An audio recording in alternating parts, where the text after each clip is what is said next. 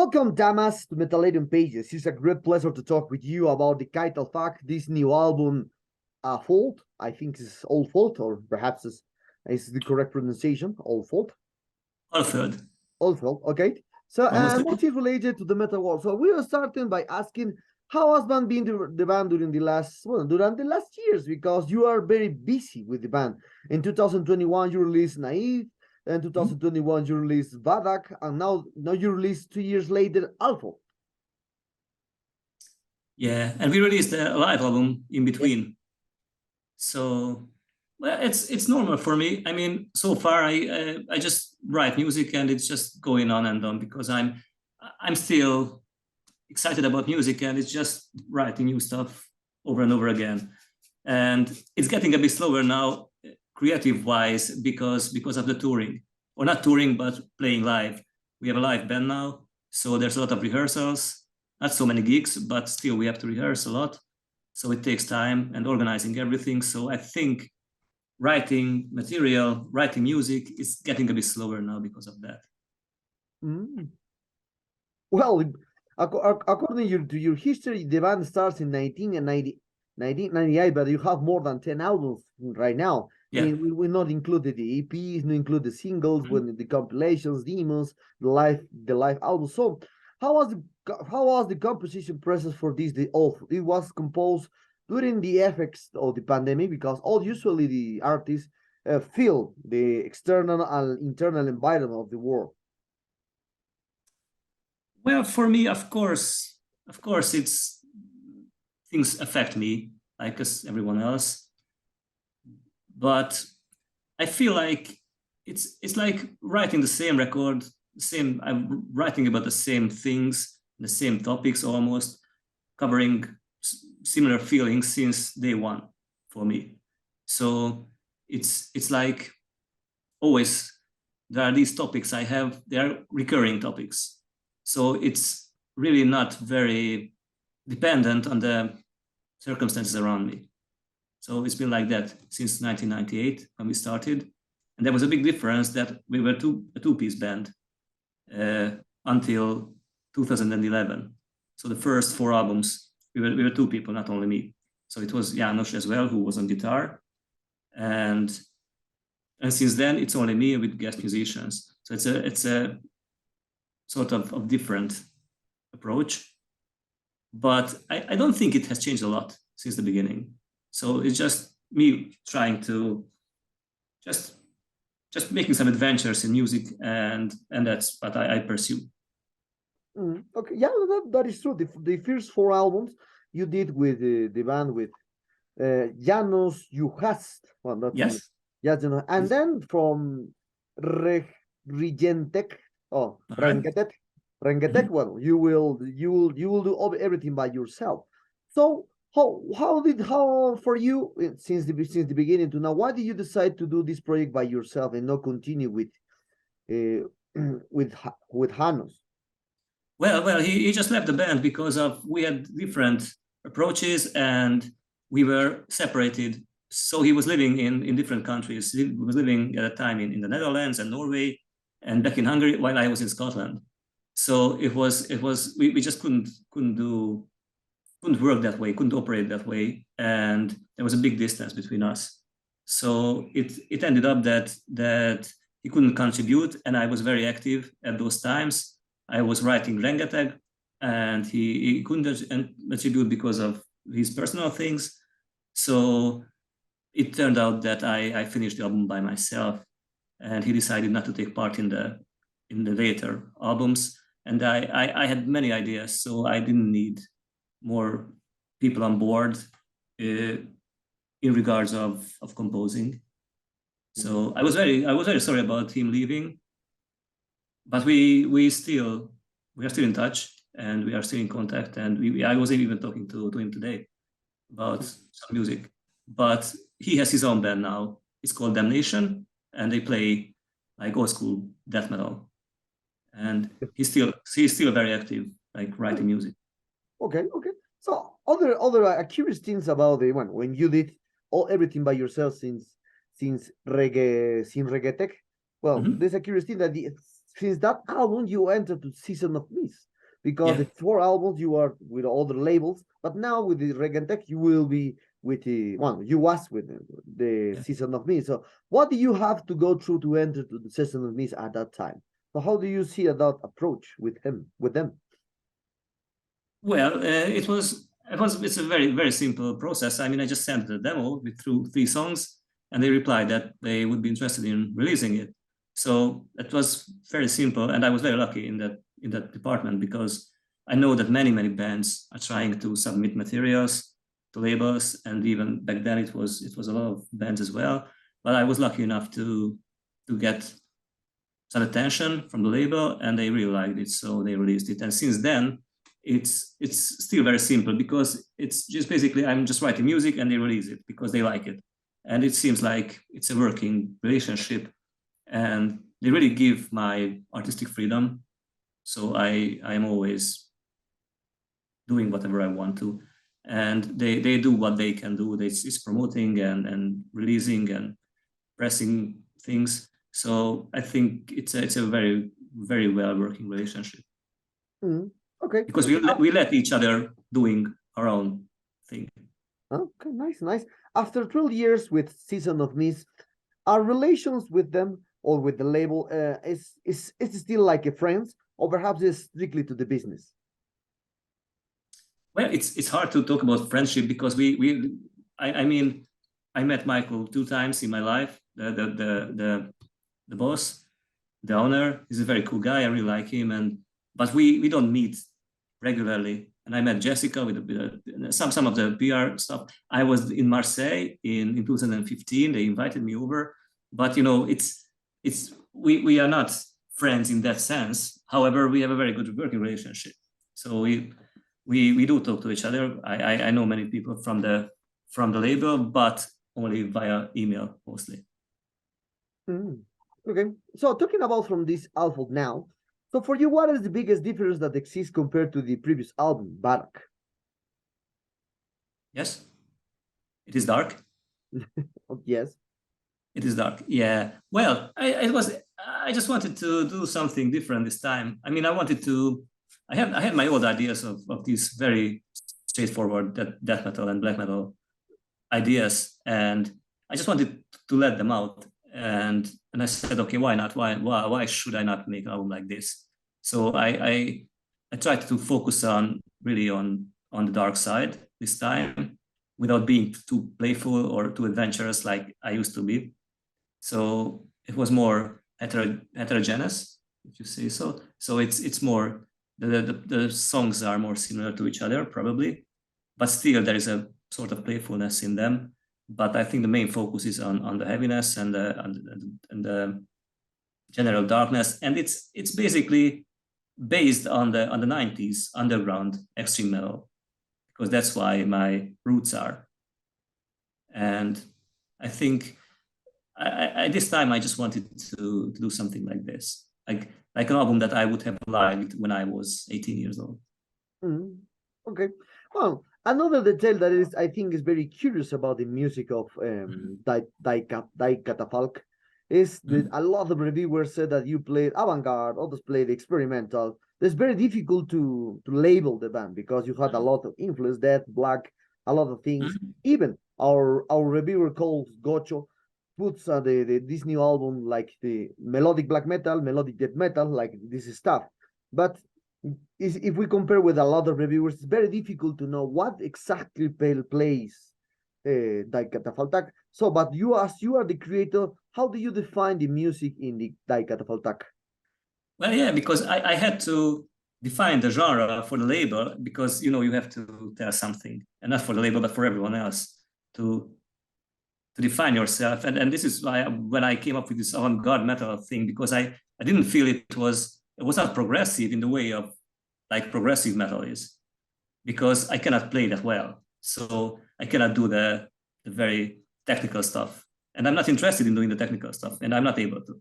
So, and you know, mostly progressive metal is like very technical, but I cannot do that. So, but on the other hand, it's very left field. It's very experimental, and I just do whatever I want to, and probably sometimes there are weird choices, and so it's not very traditional metal.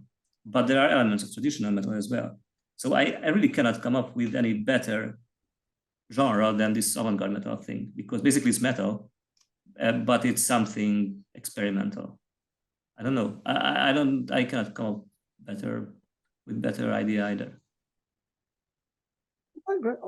Catafalque was always a band that was changing with their music in every album. It's not the same. Like if you hear Badak, it's different from the Olfot. If you hear Badak, it's different from the Metas. It's something like that.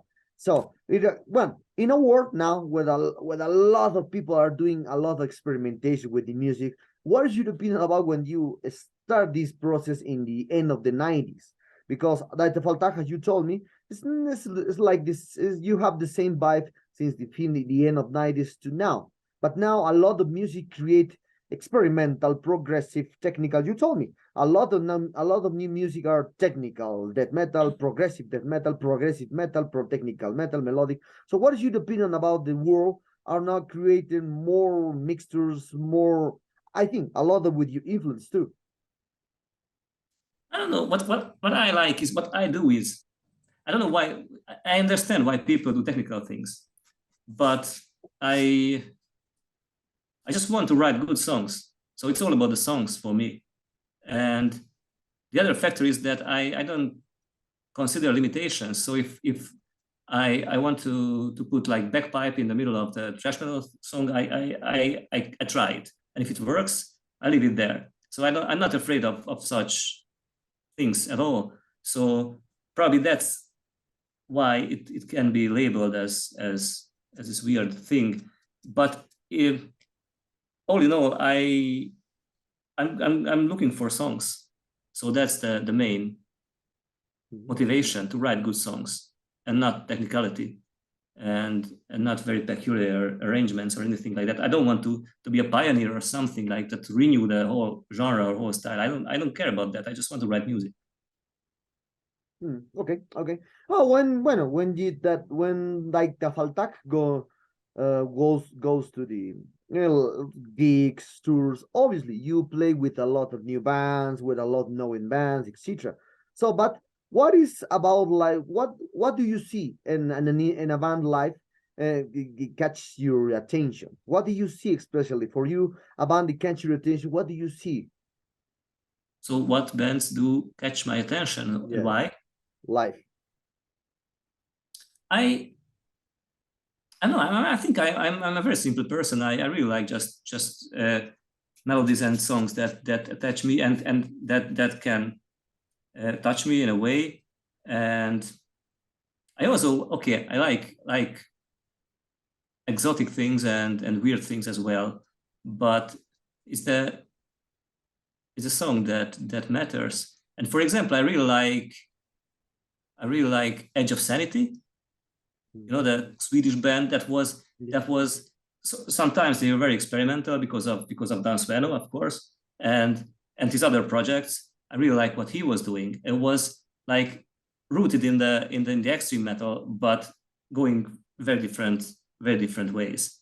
But still, all his work is rooted in extreme metal. Or Ixam, for example, from Emperor. That's a big inspiration for me, how he manages doing things.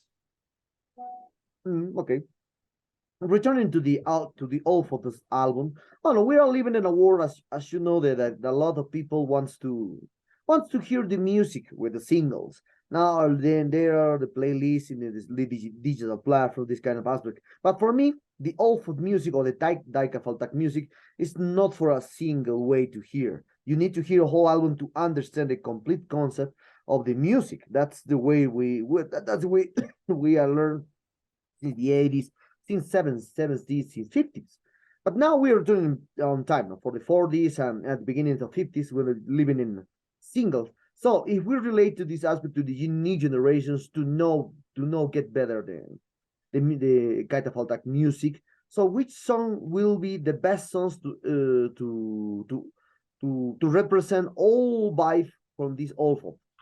You know, it's a very hard question because the songs are so different, can be vastly different to each other. So it really depends on who the listener is, on what are his or her preferences about music. So if he's like he's more into black metal, I would say like I have an answer for that.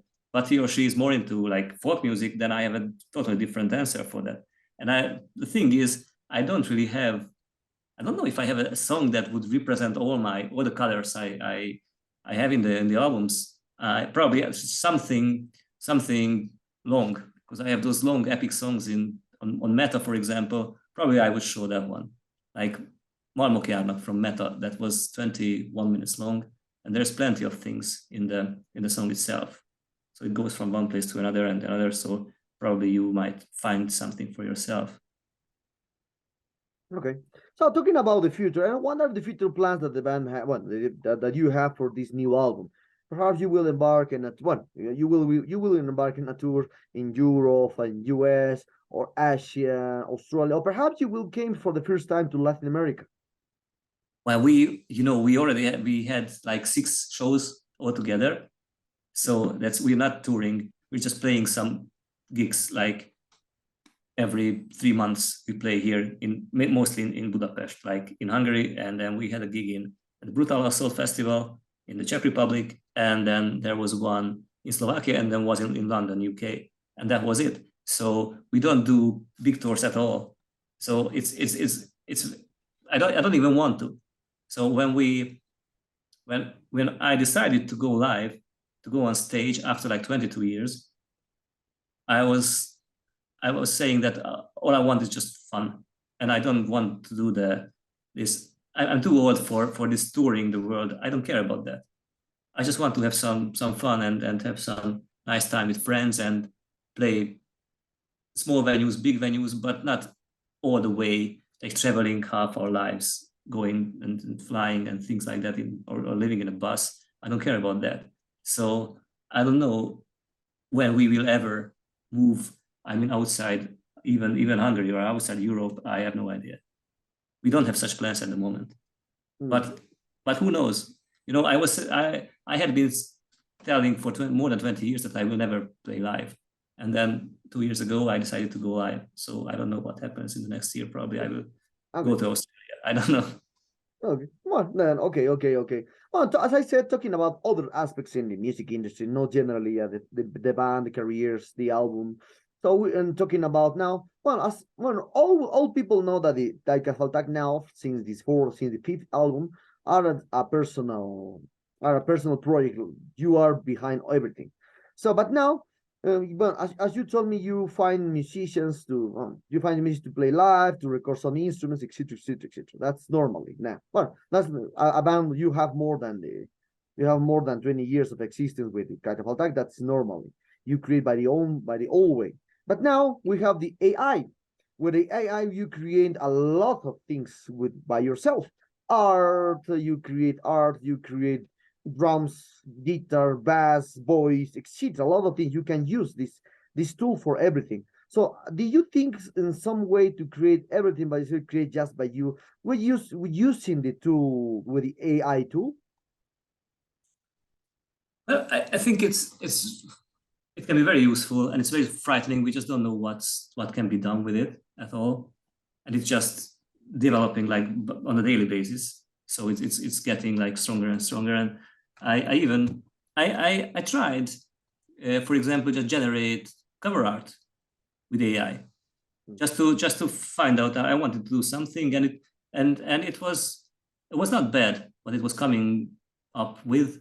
But I didn't like it. It was something alien to it. It was visible. It was not made by human for some. But I'm sure that it will be fixed in like 2 months. It's gonna be like absolutely perfect. But I don't care about that myself. So I do it for because of myself. I do it for my own feelings. So I'm not really interested at the moment, like using AI at all in anything. Like creative wise, because for work it's quite good for translation and things like that. It's very useful, yes. But for creativity, I myself don't plan to use it, but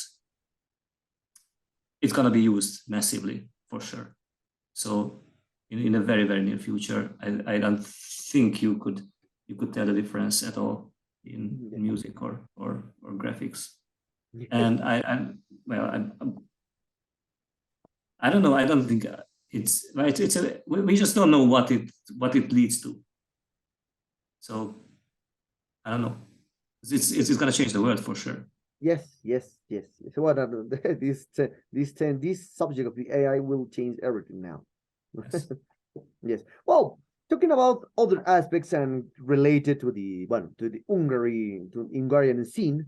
So how do you see the Hungarian scenes compared to the 90s? Because in the 90s was Catafalque, there's was Sir Bliss, a great band from there. I think the one of the biggest ones there, because a lot of people know that band and a lot more. So what's your opinion on how many things changed since the 90s to 2020 in 2023 in the Hungary scene? For example, Sirbliss has not changed because they are still alive, and you know, the guitarist from Sirbliss is the guitarist in Catafalque as well. Mm-hmm. So we have a connection with this band, and we have connections to old 90s bands as well.